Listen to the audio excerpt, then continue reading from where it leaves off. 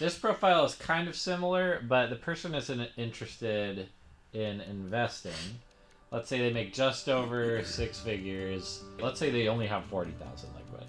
Okay. So they want to move to the shore. It's their dream, and they want to do it this year. They only have 40,000. What neighborhoods are you looking at? What kind of properties are you directing them toward?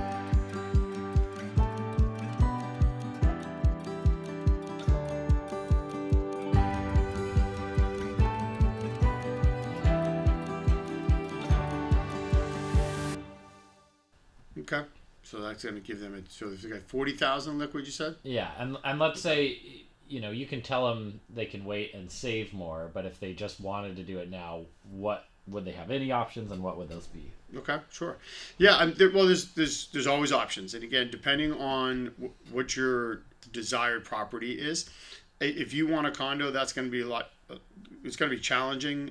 It depends. So if you want to, well, let me back up for a second. If you want a specific town, depending on what you want in some of the higher priced towns, you're having that $40,000 isn't going to give you a lot of options. And if they are, they're going to be very small condos that aren't going to really provide you with that space. So depending on what you're moving from, if you're retiring here and you're fine with having maybe a 2-bedroom unit condo, then you're going to have some options available to you. If you're looking for something that's going to be more 3-bedroom, 2-bath style condo unit that might be, say, in Ocean City, or maybe even down here, North Wildwood area, then you may have some more options, but it might not be necessarily the turnkey property that you're looking for. You may be in a situation where you're buying and now you have to put money into it over time. You're fixing it up to the way that you like it.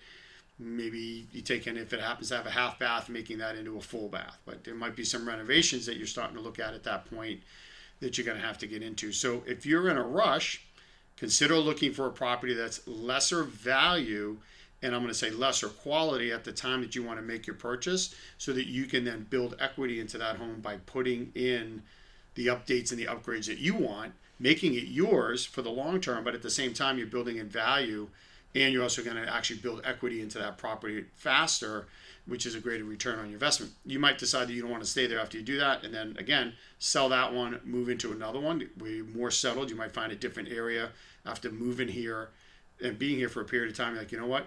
This was great, but there's another neighborhood we found that we really like now that we're here full time. You can make the move, but you're going to have that equity out of that home that you actually put money into. That would be the smartest play there, in my opinion, just from the standpoint of you're getting it at a lesser value because of the quality isn't quite there, but you're building long-term equity by putting in the sweat equity into the property. And does those kind of more budget or value properties, you mentioned a few towns. Would you say like the Wildwoods would be one of the places you direct them to kind of look for those value plays? Yeah, Wildwoods would be one of the best places for that. And if you're really looking for a single family home, you can find that value in like West Wildwood and Wildwood. You might be able to find that more on the west side of those islands there, which again, are a little bit quieter. They're less transient in the summer. Remember, you're going to be here full time. These towns go from 20, 30,000 people in the winter to 200, 300,000 in the summer. You have to decide if you're looking at a property in January, February, March. You have to remember there's going to be a whole lot more people here when July and August hit. So just that's kind of figuring out where you want to be. You can be in the Anglesey district. They have some nice side-by-side townhouses there. So it's condo complexes in Anglesey district that are kind of away from the traffic if you're going to be down here full time. So yeah, then you could certainly find some condo living in those areas as well. How often do you guys have someone like this approach you who is on the lower end and they just want anything basically that they can find? This year was probably the year that we saw it the most. And when you look back and you look at what's happened in real estate now over the last 3 or 4 years, really with the pandemic spike, that property values have gone up significantly. So unfortunately, we've really seen a lot of people get priced out. We've talked a lot about over the years where if you take a town like North Wildwood was a lot of single family cottages that were your Philadelphia firemen and your Philadelphia policemen. This is where they came down and they retired, and they're all priced out. So when you so they've had to go to other directions, which has really helped some of the offshore towns. If you're just looking for a place in a lower budget, what we've really seen a push in right now has been actually a lot of your mobile home parks.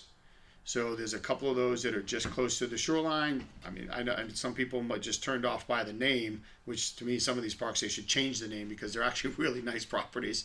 They're quite, they're quite large and, 2 or 3 bedrooms, some of these. And they're great deals. And again, you don't own the land. You don't have any responsibilities.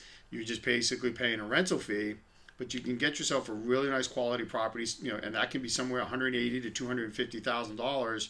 You have a place at the shore. You're driving to the beach, but look, if you're 5 or 6 blocks off the beach, you're probably driving to the beach anyway, even if you're on the island. So there's a lot of those communities are seeing a really big push into that market because that's the only price point that's left for people that just want to get a place here. And they could, it doesn't matter if you're younger or older, it doesn't matter the age. If you have a young family, if you're just trying to get a place, that might be the best place to start too. Yeah.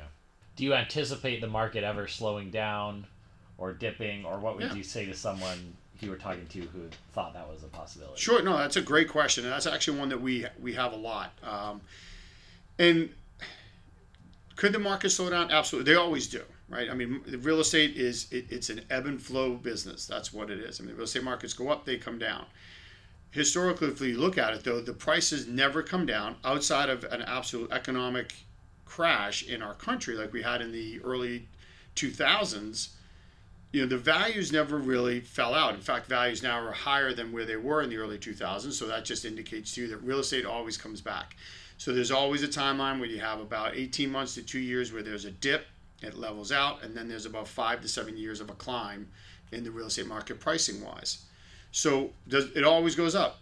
I remember stories I've had with a client. He was telling me his dad bought a property and he was mad at the guy that sold it to him because it was a double lot that was a quarter. It was like 500, not even, I'm sorry, it was 50 steps from the beach, and it charged him $400 for it.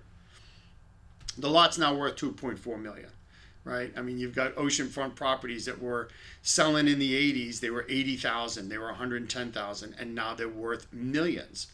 And we've had ups and downs since the 80s. In the 80s, interest rates were 16, 17, 22%. So does the market slow? Yes. Does the market dip? Yes. It's real estate. It's always going to increase because here at the shores especially, there's only so much space.